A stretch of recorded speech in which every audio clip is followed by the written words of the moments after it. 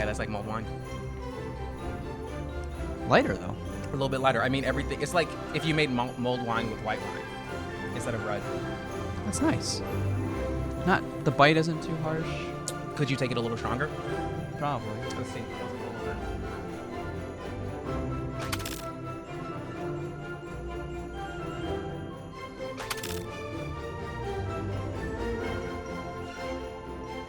Welcome to episode 21 of the Sultan of Slow Drip. I'm your host, the Sultan of Slow Drip, joined by Victor Chan. As usual. Happy Halloween, guys. And this is episode 21, which is very appropriate because we're going to be getting turned up with some coffee cocktails. Just kind of walking through the process of how I start from nothing, really, as a foundation. And say, okay, how do I make a coffee cocktail from scratch? Yeah. What's that process like? What mood you're in, what season you're in. Yeah, okay. Yeah. And we're going to be featuring a coffee that was on the last episode, which was the cinnamon processed, also anaerobically fermented coffee that I got from Black and White, which is going on sale for the holidays for Thanksgiving. Okay. It's got, we'll taste through it again too, because I noticed that since we did the last tasting, the flavors changed quite a bit. And that's why I really like to age my coffees. This one, I'm aging this one for a while. I'm aging this for over a month. Oh, wow. Okay. Typically, I do like 10 days aging. After it's brewed? No, so while the beans are sitting. Aging just the beans themselves. Oh, okay. They kind of need to sit and just find themselves before you brew them. So let's go ahead and just kick that off real quick. We'll start off just tasting some coffee. Okay. But yeah, last time, I don't know if you remember what our flavor notes for that were, but we were getting kind of like, obviously a lot of cinnamon, but we were also getting this kind of like bramble, like blackberry kind of like pie. Okay. It tasted almost like a liquid pie. Okay. I don't remember that. I remember the cinnamon. I don't remember. Yeah. Oh, my goodness. The berry is there. Mm-hmm. Yeah, it's very boozy. Yeah. Very boozy. Yeah. Like it smells like a cocktail. It smells like a cocktail by itself. Yeah. Yeah. Still getting like tons of blackberry on it. A little bit of pie crust. Yeah. Oh, you smell pie crust? Mm-hmm. Yep. Just very, what are you getting like? Blueberry. Yeah, I'm getting like lots of blueberry and also a little bit of sour blueberry. A little bit of pear. Pear. Yeah, like baked pear. Okay.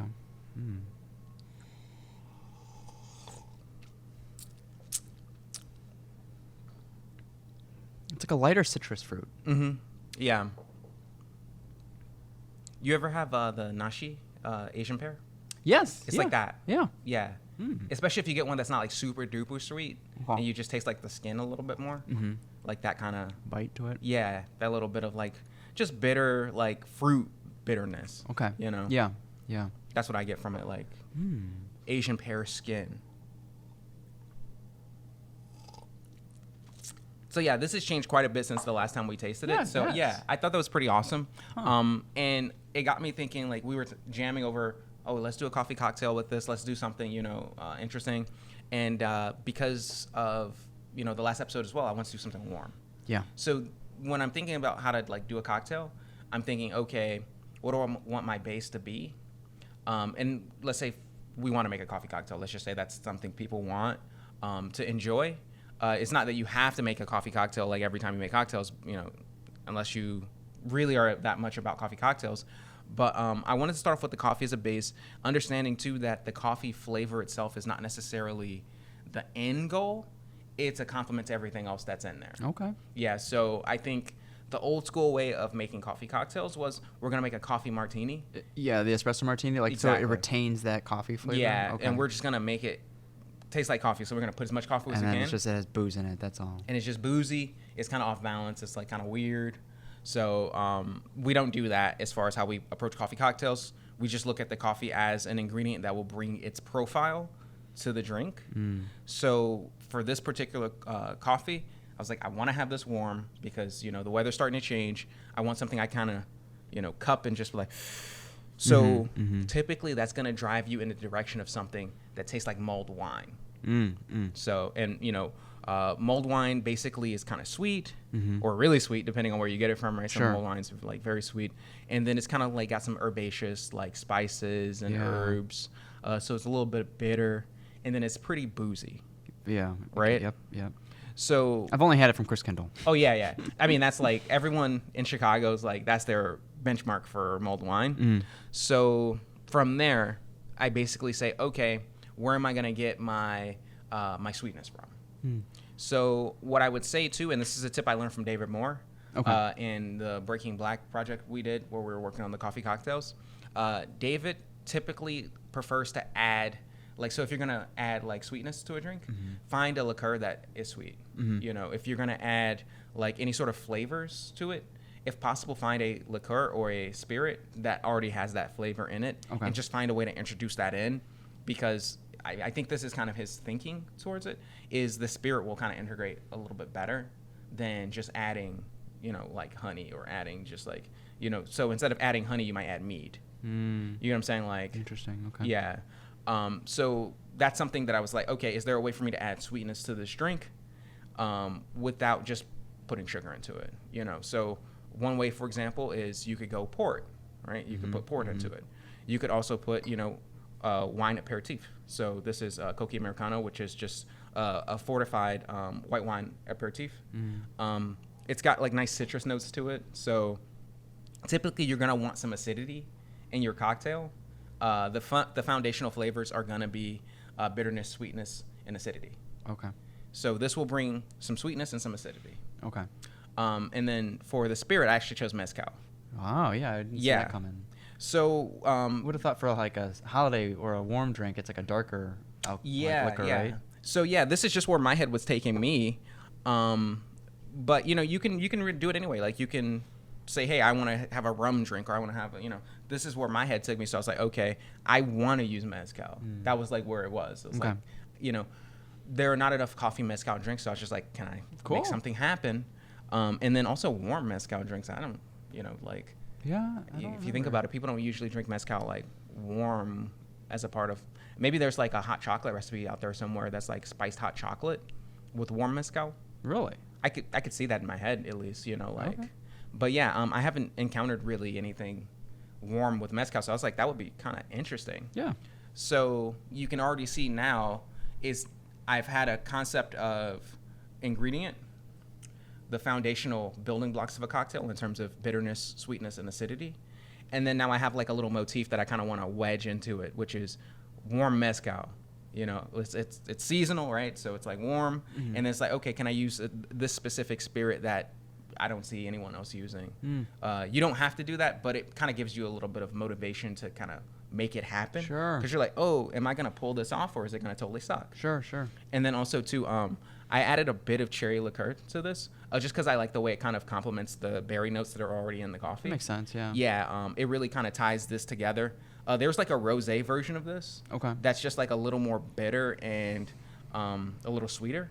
Okay. And rather than use that, I just use the original Coca Americano and then added some cherry to it just to give it the sweetness like that the rosé has. But I didn't want to bring the additional bitterness because, quite frankly, it has enough bitterness to it. And then the last thing to give it that mulled wine kind of feel is I had to decide what was going to be my base to the drink in terms of giving it a little more volume. Like, because if you think about it, this is basically mezcal coffee and 2 aperitifs. So it's like kind of thick and like viscous and stuff. Sure. And you want to bring that down to some dilution. So the direction I would say don't go in is using water. Just, you know, that's going to just thin out the drink. And I see some beers on the table. Right. So, yeah, I'm sure you guys can see where this is going, right? You could also go wine, too. Okay. You could just use I feel like that would have made a little more sense. It might have made more sense. But this is like a challenge to you. It's not only is it a challenge, but I think, you know, the beer actually, like, beer warmed up tastes good. That doesn't make sense to me, but I mean, sure, I'm here for it. So yeah, I'm actually gonna put a drink together real quick. Sure. That's basically I took equal parts, and this was more the kind of art part of it, and you know, not necessarily the concept, which is okay. In what ratios do you do everything? And you just kind of have to put them together and just keep tasting and just kind of find where it fits, and then just kind of write it down. And more or less, it was equal parts Coca Americano, mezcal, and coffee, and then just like a dash of the cherry liqueur. It's easy. Yeah. So, but I used the scale as well. Sure. So it was equal parts by weight, not by volume. So that changes because this, for example, was like very kind of dense. So the volume might come out to slightly different. Whereas like the spirit, you know, they have different specific gravities. So the mass on a scale won't equate to the same volume. But, you know, it should be relatively close, all things considered. But just so you guys are aware, I am using a scale to do it. I kind of find that easier to do. I'm not very good with the jigger system. Okay. Yeah, I'm not super skilled with it, so I just find putting it on a scale. Whatever works, man. Yep. So I'm going to go ahead and just step off for a second and whip that up. Okay. What other drinks can we expect in the future? Like coffee cocktails? So, you know, when me and David did the whole Breaking Black thing, we haven't even like done episodes of the Sultan of Slow Drip covering all those. So that was gonna be a book. Is it out? So it's a PDF that we put out. Oh, okay, and okay. He is talking to a publisher, getting that sorted out. Gotcha, COVID hit, so that kind of changed things. Oh, it was around that time. Yeah, it was around like late fall of 2019 is when he was talking to the publisher. Gotcha. And it seemed like he was making a lot of progress with that, and then COVID happened, and just kind of like. Was that when you popped up at Cindy's, or? Oh man, I don't even remember now. Right? Yeah, that was. Yeah, I think so. This whole like past 2 years have been kind of a blur, but yeah, like that fall was when he was like, the publisher's like, oh yeah, I like it, you know, making progress, and then boom, the world gets shut down. So, but I think they're gonna resume kind of the talks and stuff. It's just that shuffled their whole. Especially now with book publishing. When's that guy gonna come on? Oh yeah, I mean he's super busy. Like, the restaurant that you and I are going to, he's like beverage director there, and like every time I see him, I'm like, "Are you busy?" He's like, "Yes." You know, so it's like he's always like walking way faster than everyone else. So it's a matter, because I think for him that's a big career move, because he's kind of not a founding member of the restaurant exactly, but very, very core to its success. Cool. It's a new restaurant. Good for him. So yeah, so he's very much kind of, you know. Remind me the name. Waist deep. Robert Ifi. Robert and Sons in French. Wow. Yeah. Okay. So, yeah. Sounds and good. the executive chef, the owner is Robert. Oh. So that's how you remember that. Okay. So okay. cool. All right, I'm gonna make this real quick. Yeah.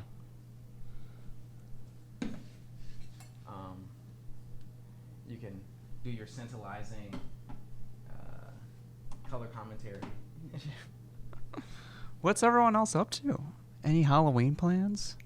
I know people were doing trick-or-treating last year, kind of like sliding treats down the handrail and whatnot, but yeah, I think I'm doing full trick-or-treating this time. Nice. Yeah. What's Grace going as? She's going as a spider. That's her obsession now, with spiders. Seriously? Yeah, she loves spiders. How did this come to be? She literally found a spider in the house and freaked out. Oh. And then she found a spider in the kitchen and freaked out again. And she was like, "Oh, a spider!" And then we just taught her like spiders are like okay, you don't have to be afraid of them. And then she just became like super homies with them now. Really? Yeah, we just homies with the spiders. Yeah, we got her acclimated to like not being afraid of spiders. And then now every time she sees a spider, she's like, "Oh, spider!" She's like waving at the spider. Yeah, so okay. Super cute. Oh. Oh, nice. So I'm just heating this up on an induction plate. I love it because it heats up really, really quickly, and you don't really run the risk of like scalding the drink so much, like as long as you're watching it. But it just heats up super fast.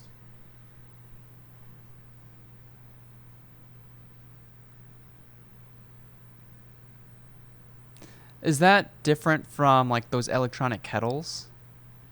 Yeah, I mean it's different in the sense that it's not like it's not an integrated system. Yeah. Yeah, so you can put anything that's magnetic on it, and it'll work. Oh, okay. All right, I hope I hit this ratio correctly.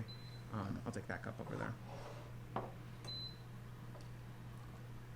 That's another thing too, like having the ratio of actual beer to the fortified spirit. Is this the drink already made? Mm-hmm. You just heated it up?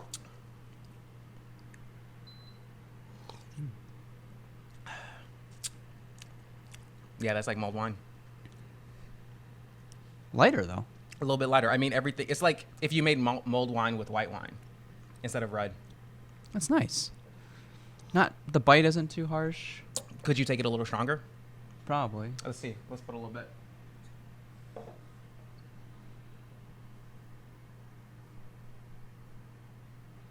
But what you were saying earlier, like this isn't, coffee isn't overwhelming. Right. In this. I mean, I don't really take much coffee. I get a little bit of the bitterness from the coffee, a little bit of like the backbone that you get, like the coffee on the throat. Oh, that's much better. That was nice. Yeah. So wait, what did you just do? I just added a little bit more of the cocktail. The cocktail, yeah. Oh, okay. I was like, I hope I nailed the ratio, because that's like key is nailing the ratio. Okay. So I was like, I probably was off a little bit, but in comparison to, so when you warmed it up, did you do beer or like I didn't even watch you do it? So it's fine. So basically, I just took my base of the cocktail, like so all the spirits in the coffee, and then just mixed that with beer and heated it all up together. And then what you just did is just like more cocktail. Just more cocktail, because I felt like when I did it the first time, I kind of missed my mark with how much cocktail to add, but I just went with it. To the beer, okay. Yeah. Is it 1-to-1 then? After you mix the cocktail? It's a little bit more than 1-to-1, so it's a little bit more cocktail leaning. Okay. Yeah, leaning than beer. Maybe so 2-to-1? No, it's not that far. Not even that far. It's okay. It's like 1.15 to 1. You know what I'm saying? Like, yeah, just a little bit more. Gotcha. In terms of weight, so. This is very good. Yeah. This is the first time you're trying this, or you tried this before? I tried it like 2 days ago. Yeah, it's very good. Yeah. It's very refined. It is, yeah. And it's like, you just heated up beer. Yeah, that's strange to me. But, and can you share which beer that you use? Because we have 3 different beers on here. Right. So that one, I just used the honey wheat lager. Honestly, I think this drink in an ideal world, if I like really refined it after tasting it a few times, I would probably use a Belgian white. Okay. I think that the Belgian white has like a nice spiciness and a nice pillowy kind of vibe to it. Like it's a little more alcoholic as well, which I think kind of lends to this drink. It tastes better, a little boozier. So I would try it again with the Belgian white.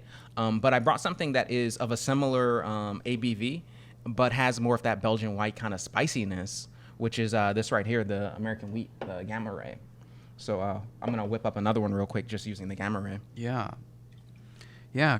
Shout out to Empirical. I haven't been there in a few years. I like the can art. I know a lot of people just kind of go off can art, and but the beer. Can I try the beer? Yeah, please. Those are warm. I'm so sorry. Oh, never mind. I'm not gonna try this. It wouldn't be fair. I just thought I'd warn you. But it sounds like gotta make another trip to Empirical. Yeah, absolutely. Yeah, they do a great deal. You can get a 6-pack for $6 of pick your own cans. You just have to choose 6 different cans. But when I went there, I got 2 6-packs, and I had 12 different beers. And me and my wife just went through like each day kind of tasting 2 of them. Nice. So that's pretty awesome. And then from there, we were able to kind of hone in and say, okay, these are the 6 we like, and then get 2 6-packs of just those. Nice. Okay. So yeah.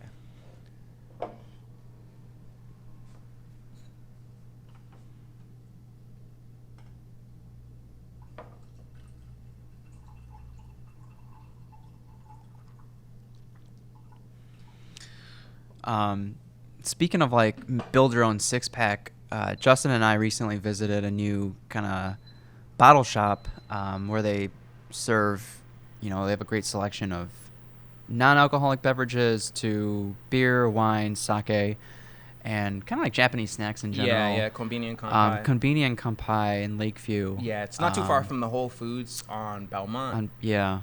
Belmont and Ashland. But just like Justin and I were bouncing around like hot pot ideas, but I think what if we did ramen and a ramen episode at Konbini and Kanpai? We're absolutely going to do a ramen episode. We might do one there. Hey, Konbini and Kanpai. Oh, yeah, right, if Check you're watching. Us out. Instant ramen episode. Let's go. Yeah, that'd be fun.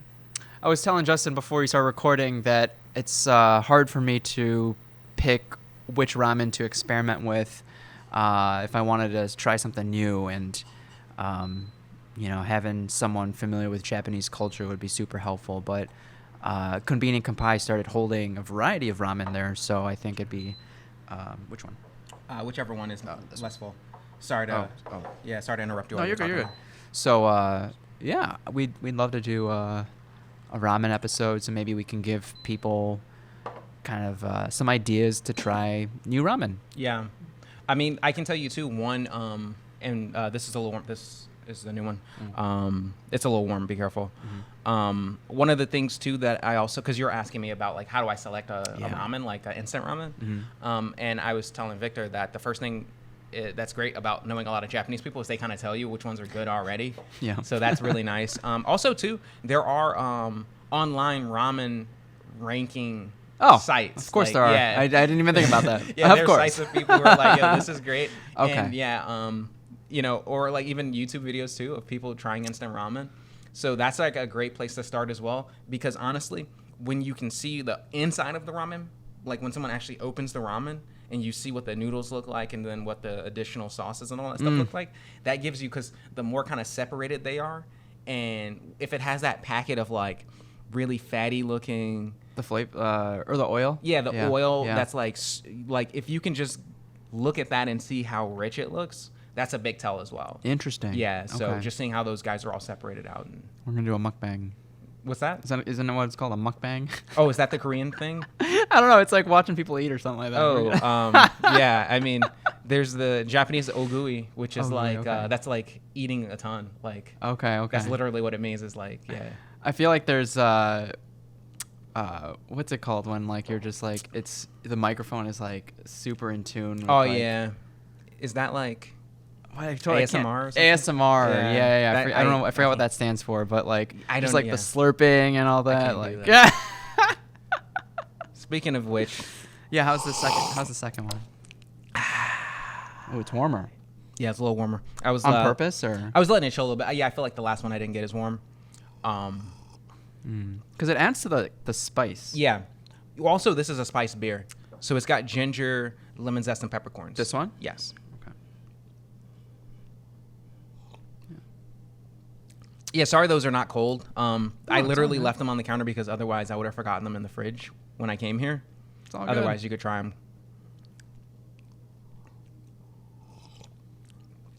So, what do you think of this one compared to the other one? You have to compare. Not as sweet. Not as sweet. I like the other one better. I could sip on both. You can sip on both. I think the second one, because it's spicier, is more seasonal, is more of the holiday vibe. Mm-hmm. Like, I would walk through Chris Kindle with this. Mm-hmm. Would you put a cinnamon stick in it? No. Okay. I think was it's very curious. spicy already. I Okay. think that's for show after that. Okay. But maybe, what if you put cinnamon stick in the first one? Maybe. That might be good. Yeah. Yeah. Was the color a little darker in the second one? Not really. No, Okay. no, no. It's not, just the volume. Yeah, Okay. it's all the same. I mean, those two beers, you can see them. They're pretty much identical. Yeah, they are. Okay. Yeah, so yeah, Gotcha. no, it's Yeah. pretty much the same. Hmm. I don't know. Yeah, now that I'm kind of tasting it a little bit more, I do actually like this. Like, Yeah. yeah, it's like the spiciness is pretty good. It's not overwhelming. It's got a nice long flavor. I feel like if I had a mug of this and it was like really cold outside, I could kind of sip on this and warm up and feel pretty good. Yeah. I miss campfires. Yeah, that cinnamon from the coffee's coming through really nicely. Mm-hmm. Like you taste. Yeah, actually, I do like this one more now. Like that, I think about it. It's more robust and bold. The second Yeah. one was a little light. Yeah, I guess Which is so strange because the beers, like, what, they're both lagers. they're both But the first one was honey wheat and the second one is American wheat. that's spiced. Ah. Yeah, it's got spiced. peppercorn. I got that. It's like a Belgian white in Yeah. terms of the spice kind of profile, but it's just a thinner beer. So I'm sure with a Belgian white, this would be nailed in. This would be like Okay. dialed in. Okay. And then now I'm gonna whip up a little bit more of the cocktail because I poured quite a bit. Sure. Maybe I can make this work. We'll see. But I want to try some with the IPA. The Lagunitas? Yeah. Okay. Yeah, I'm surprised we didn't start with that. Well, there's a reason. Oh, is there? Yeah, I Alright, think alright. that this is kind of a beer that would not necessarily play well with it, but it's a beer that I love. Oh, okay. Like, yeah, I drink Lagunitas it's a quite good a bit. go-to, Yeah, yeah. it's a nice go-to, just like solid. You grab one can of that. I'm gonna see how much of this I have. Have you been to the brewery? I have not yet. Yeah, that's where they filmed that, like, Dark Knight scene where they lit the pile of money on fire. Oh, and the Joker like slides down the mountain of money. Yeah, That's so cool. It's where they film like it's CineSpace, so where they film like the TV shows and stuff like in Gotcha. Chicago. I had no idea. Mm-hmm. Okay, you got enough to make this work.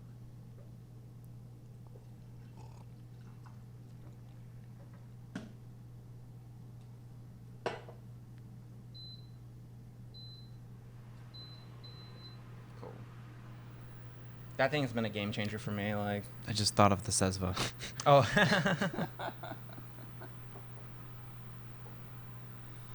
When's our Turkish friend Dila coming on?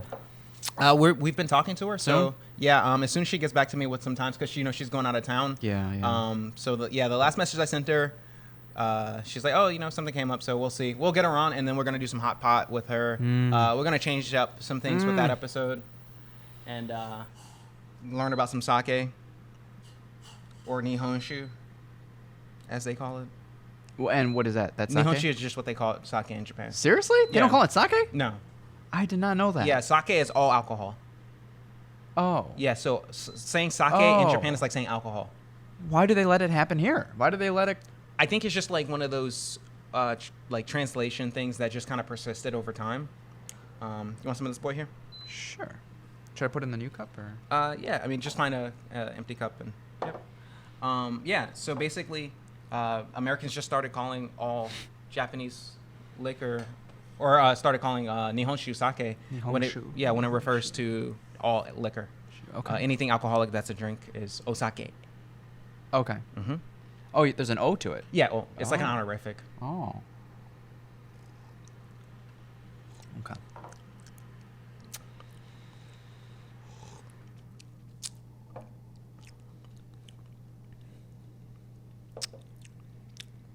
Not as bad as I Not as- thought it would be. Yeah, but it's very like, still very similar actually. still very drinkable.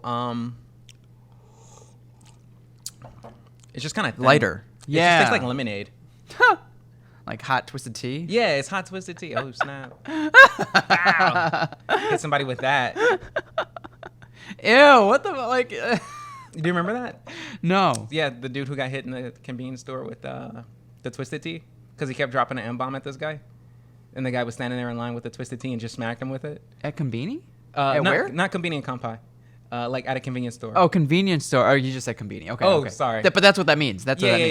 It means convenience convenience stores. Okay. Yeah, these two guys No, at a you- convenience store. if there's a video around, send me the video. I'll send you the video. Dude just like starts dropping just M-bomb, and the dude just like holding the twisted tea and just bow, just smacks him with. You the know twist- what? I might have seen that actually. Yeah, it's like it went viral like a year ago. Yeah, or something like yeah. that. Okay. Yeah, so Hit him with the twisted tea. bow, get twisted, son.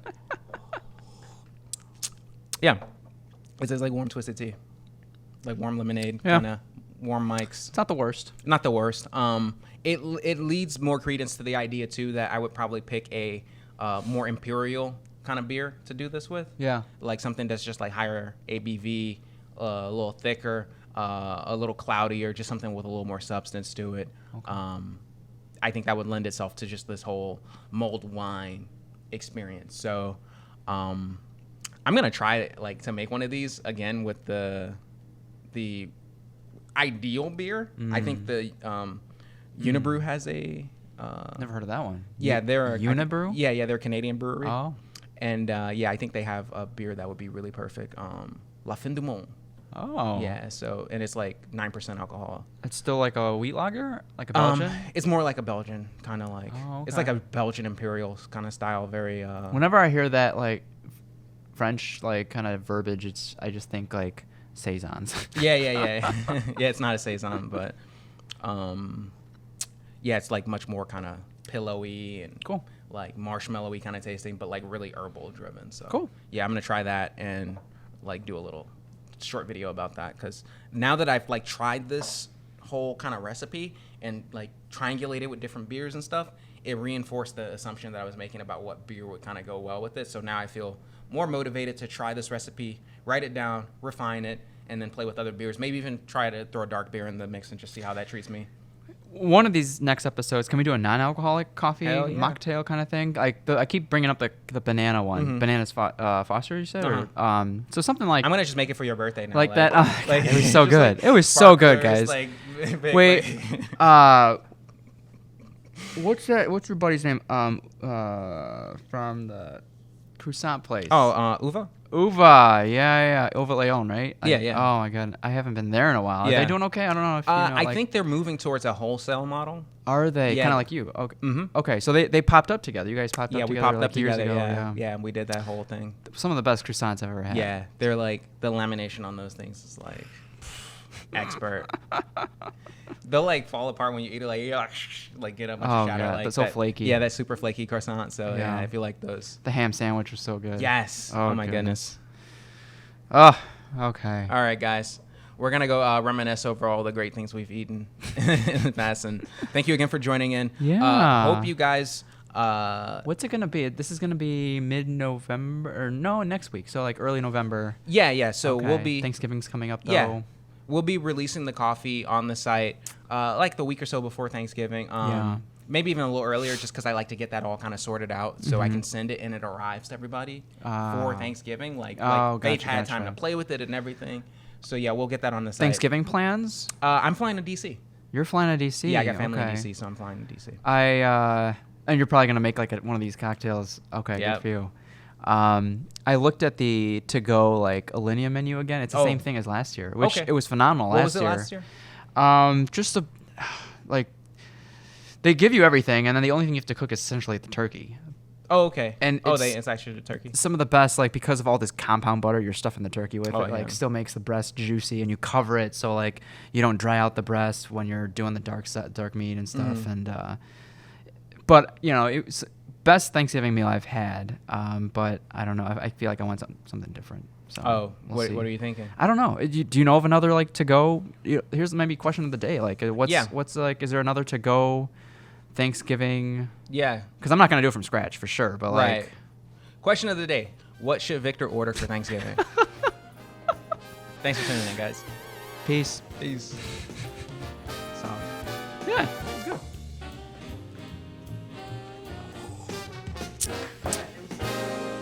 Christmas is coming, the snowflakes will be falling. It's the most wonderful time of year. So hang up your stockings, put the tinsel on the tree, because Christmas is coming, my dear. It's the only time of year the reindeer fly.